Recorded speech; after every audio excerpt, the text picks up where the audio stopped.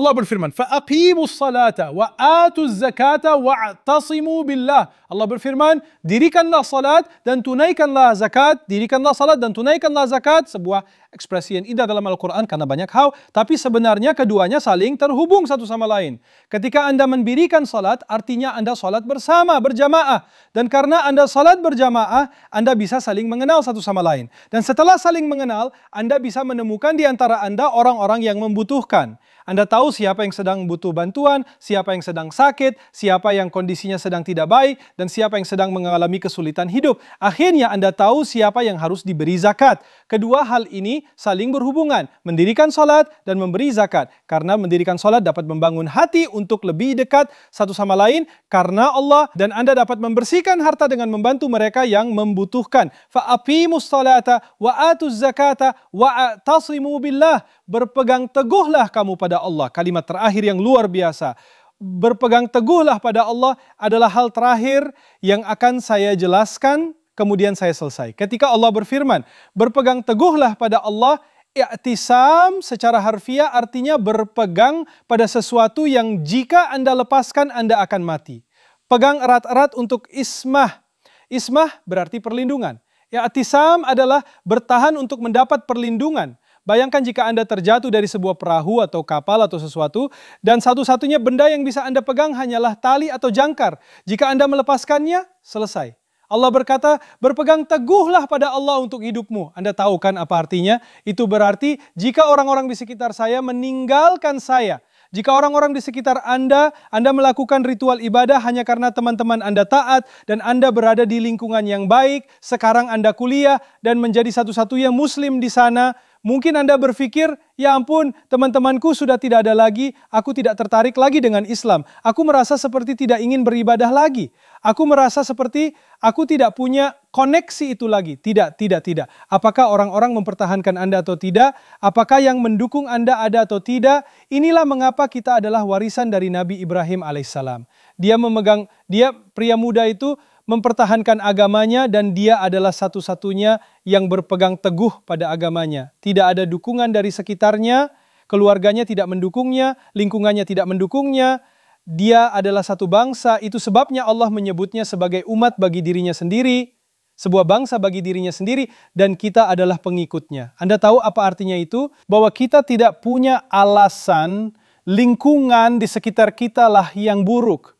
Dan karena itu kita tidak beribadah kepada Allah. Karena teman-teman kita kacau, kita juga kacau. Hei, kamu tidak tahu bagaimana kerumunan di sekitarku. Siapa yang peduli seperti apa kerumunan Anda? Anda adalah warisan dari Ibrahim alaihissalam. Anda adalah satu-satunya cahaya di tengah-tengah kegelapan. Jangan membuat alasan. Anda ada di sana untuk menghilangkan kegelapan, bukan menjadi bagian dari itu. Itulah tugasmu. Wa'tasimu billahi huwa maulakum. Dia Allah, teman pelindungmu. Dia yang berikan keamanan untukmu. Dia yang akan menjagamu. Fa ni'mal maula wa ni'man nasir. Sungguh dia Allah maha penjaga, pelindung. Sungguh dia Allah maha melindungi. Dan sungguh dia Allah maha penolong. Kata nasir berasal dari kata Arab, nusra. Beberapa dari Anda sudah familiar. Idza ja' nasrullahi wal fathu. Kata nasr dalam bahasa Arab tidak hanya berarti membantu. Arti sebenarnya adalah bantuan yang sangat besar. Jika saya membantu perbaiki ban Anda yang kempes, saya tidak katakan nasr tuka, tapi saat tuka, aku membantumu. Nusra adalah seperti sebuah paket bantuan. Miliaran dolar diberikan kepada suatu negara sebagai bantuan. Itu nusra.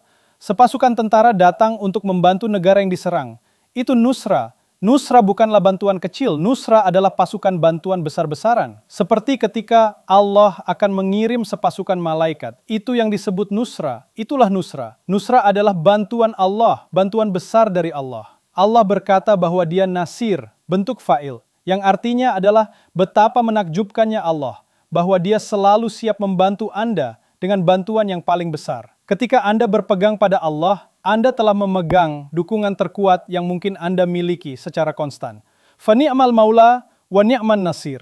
Anda tidak perlu khawatir lagi. Inilah mentalitas seseorang yang menerima warisan agama dari ayah mereka, Ibrahim alaihissalam. Dan ketika Anda menerima itu, maka berjuang di jalan Allah menjadi mudah. Kemudian dia membuka pintu-pintu kebaikan itu. Wajahidu fillah, Allah azza wa jalla berkata, wallazina jahadu fina Lanahdiyannahum subulana, orang-orang yang berjuang di jalan kami, akan kami buka jalan-jalan kami untuk mereka. Kami akan tunjukkan kepada mereka jalan-jalan kami. Pasti Allah akan menjadikannya jalan keluar untukmu. Perjuangan yang saya maksud di sini berbeda untuk masing-masing dari kalian. Beberapa dari Anda mengalami pergumulan di dalam keluarga, beberapa dari Anda berjuang di tempat kerja, atau yang berkaitan dengan uang, beberapa dari Anda sedang berjuang dengan kesehatan Anda, beberapa dari Anda sedang berjuang dengan agamamu, nyaris tidak memegang agamamu sendiri, nyaris tidak berpegang pada Allah sendiri. Beberapa dari Anda berjuang untuk menjauhkan diri dari hal yang haram. Ketika Anda memutuskan untuk berjuang menjauh dari jalan setan dan menuju Allah, bantuan Allah akan terus ada di sana. Dia tidak meninggalkanmu. Kita berpikir Allah meninggalkan kita. Setan datang dan berkata, kamu itu kacau. Allah tak menyukaimu. Dia akan memakarmu di neraka, dan lain-lain. Setan ingin Anda kehilangan hubungan dengan Allah. Dan Allah datang dan berkata, tidak. Allah ada di sana ketika kamu kembali kepadanya. Dia akan berada di sana dan dia akan terus berada di sana untuk memberikan dukungan.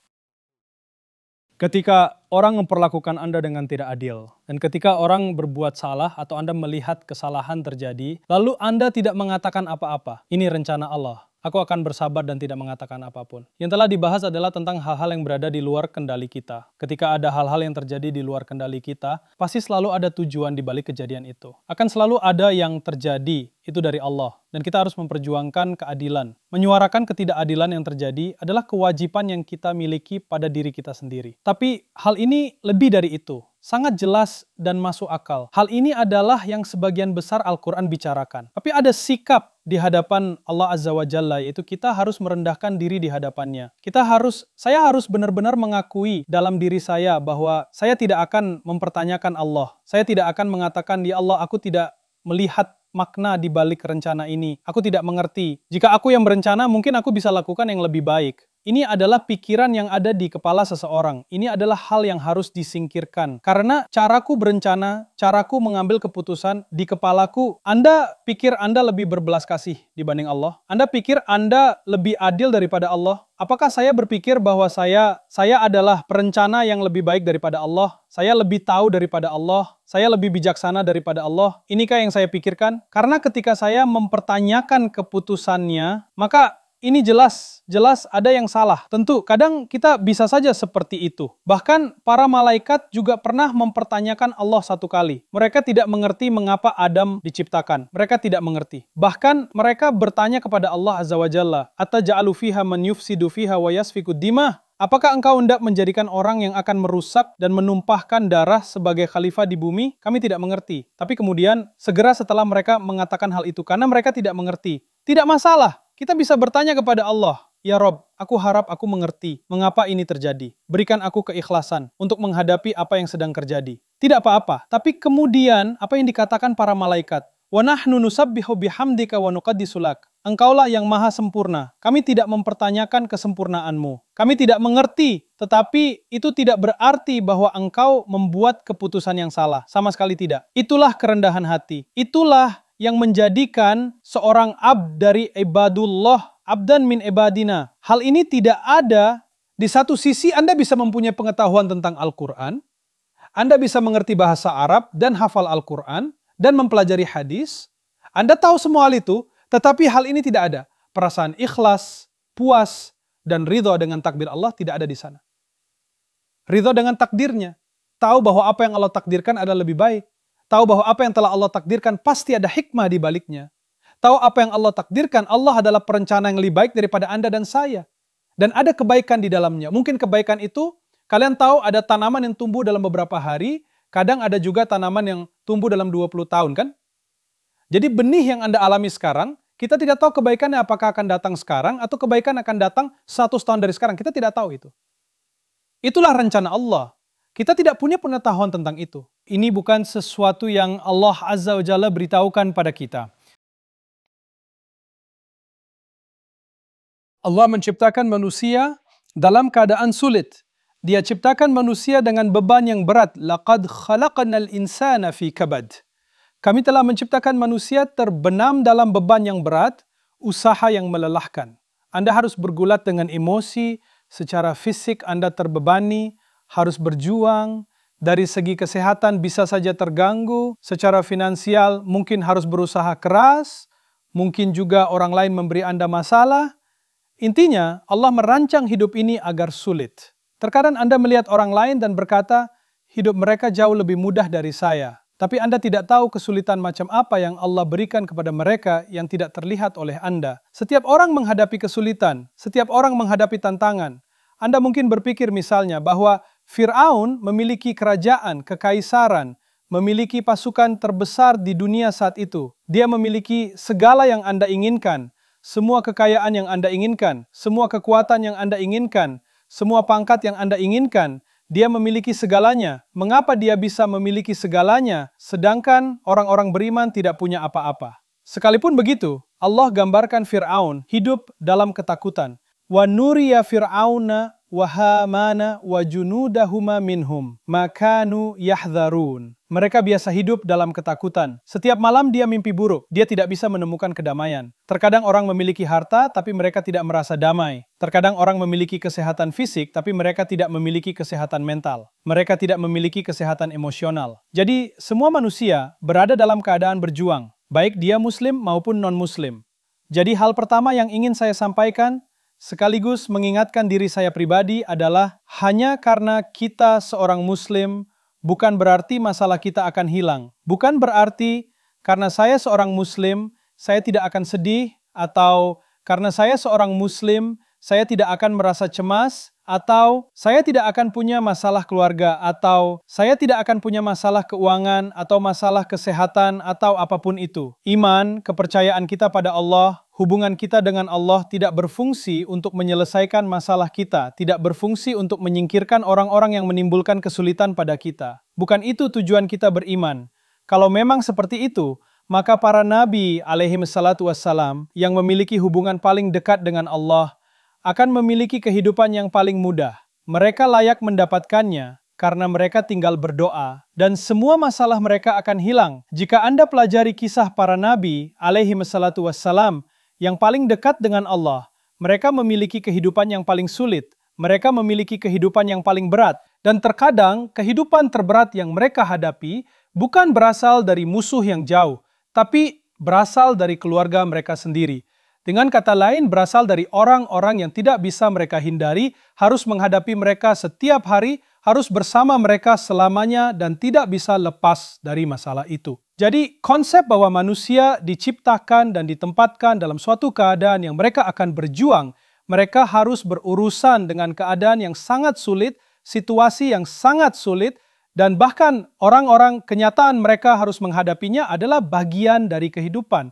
Tidak ada hubungannya dengan jika imanmu lebih baik, maka kamu tidak akan memiliki masalah ini. Faktanya, banyak orang menganggap semakin tinggi iman Anda, semua masalah akan hilang. Tidak, tidak seperti itu.